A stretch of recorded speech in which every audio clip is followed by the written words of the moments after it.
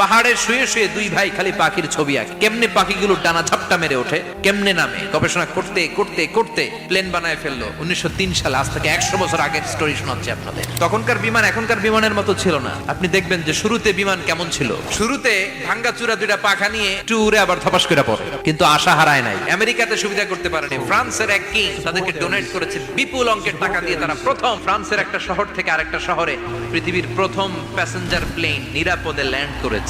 মানুষের উড়ার স্বপ্ন সফল হতে শুরু করলো। এখন বিভিন্ন ধরনের বিমান একটার পর একটা শুরু হয়েছে। কি বিশাল বিশাল ডবল ডেকার গুলো নিয়ে শূন্যে উড়াল দেয়। 125 জন যাত্রী নিয়ে এটা শূন্যে উড়াল দেয়। এই বিমান আবিষ্কারের আগ পর্যন্ত গোটা বিশ্বব্যাপী সব দেশে দেশে ছিল সেনাবাহিনী আর নৌবাহিনী। বিমান আবিষ্কার হওয়ার সাথে সাথেই শুরু হয়ে গেল বিমান বাহিনী, এয়ারফোর্স, সবকিছু পাখির উপর গবেষণা করে হয়েছে। চিৎকার করে বলেন ঠিক কিনা? এজন্য আল্লাহ ডেকে বললেন, গোলাম ওরা কি পাখির দিকে তাকায় না? পাখির দিকে যদি নজর করে একটিবার তাকাতো, নাস্তিক আর নাস্তিক থাকতে পারতো না।